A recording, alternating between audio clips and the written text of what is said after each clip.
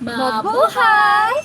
Ako ay si Binibining Vicky at ako naman si Binibining Sheena.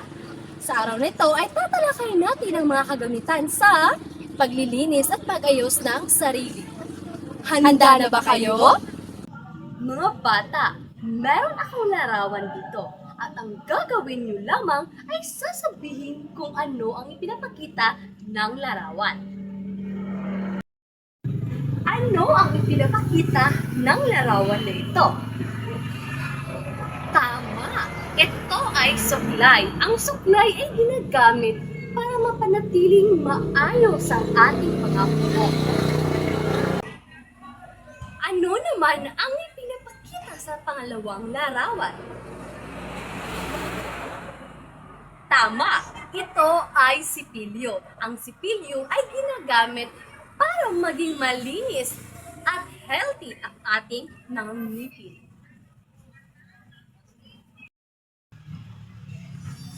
Ano naman ang ipinapakita ng larawang ito? Tama! Ito ay sabon. Ang sabon ay tumatanggal ng mga dumi at germs sa ating katawan. Kung kaya't gumagamit tayo ng sabon para maging malinis at maging fresh ang ating katawan. Ano naman ang ipinapakita ng pang-apat na larawang ito? Tama! Ito ay tuwalya. Ang tuwalya ay ginagamit para magpatuyo ng ating basang katawan pagkatapos nating maligo. Ano naman ang ipinapakita sa huling larawang ito? Tama! Ito ay gunting sa kuko. Ang gunting sa kuko ay nagpapanatili na maikli ang ating kuko para maiwasan o hindi tayo magkaroon ng germs o dumi sa ating kuko. Ang mga kagamitang ito ay ang mga bagay na ginagamit natin araw-araw para maging malinis, maayos at presentable tayong tignan o ang ating katawan. Ngayon mga bata, panoorin natin kung paano ginagamit ang mga pangunahing gagamitan at paglilinis ng sarili. Una, suklay. Hawakan ng suklay at dahan-dahang ipadaos-dos sa buhok mula ugat hanggang dulo. Nakakatulong ito para maging maayos at malinis ang ating buhok. Ikalawa, sipilyo.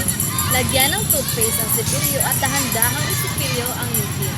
Banlawan pagkatapos para malinis ang ating ngipin. Ikatlo, sabon. Basain ang sabon at ipahid sa katawan hanggang bumula. Banlawan ng tubig para matanggal ang dumi at mikrobyo. Ikaapat, tuwalya. Pagkatapos maligo ay punasan natin ang ating katawan at siguraduhin matuyo ito para maiwasan ang sakit. Ikalima, gunting sa kuko. Putulin ang mahabang kuko gamit ang nail cutter o gunting sa kuko at hugasan ang kamay pagkatapos nito. Tandaan mga bata, ang pagiging malinis at maayos sa ating katawan ay nakakatulong ito para maging malusog at presentable tayo araw-araw. Bago natin tapusin ang paksang ito, ay sagutan niyo muna ang hinanda naming pagsusulit.